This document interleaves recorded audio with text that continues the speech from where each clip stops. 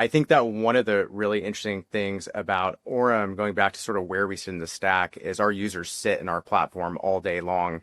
I'm envious of startups where people sort of log in every couple weeks, they do their thing, they log out, and then you're like, yeah, it's fine. With us, when you go and you visit our customers, this is the thing that they live in and day out, which is really more of a blessing, but it also comes with some challenges as well. So we're really overwhelmed with feedback. I don't think there's a single thing that we've released where people are like, no, you missed the mark. Everything we release, they're like, thank God you've released this. Please give me more.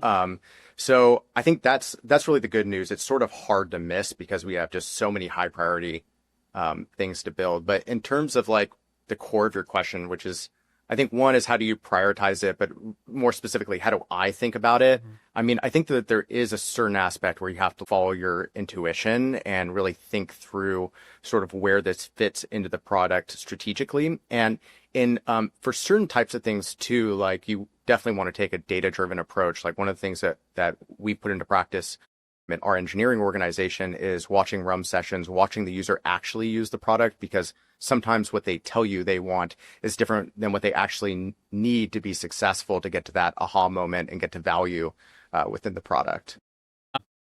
Vinod, with all this push to constantly go as fast as possible, how do you parse finding time to do retros, to do these Rum sessions? How do you think about the cost of all of your team all doing this when they could be building something, and say we need to stop and look back before we look forward again? Yeah, it's not about stopping to do something in my opinion, right? And the way we have structured our team based on the domains is also like we kind of like empower the teams to identify what are those areas where they want to make an improvement, right?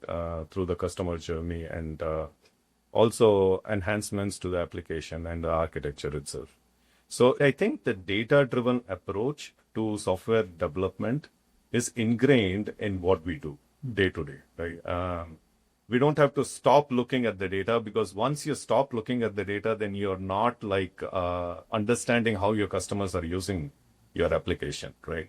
So I think it's ingrained in the process of looking at the data and understanding what we want to build. And to Bob's point, we have Orum labs and other areas where we encourage innovation.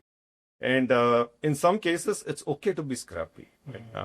You want to be scrappy to test the feature out in the market. And once you have tested it out, then you can build out a full-blown functionality. Then you can come back and fix all the tech tests, right? So I don't think, I would say it's a balance between like looking at the data and also delivering functionality.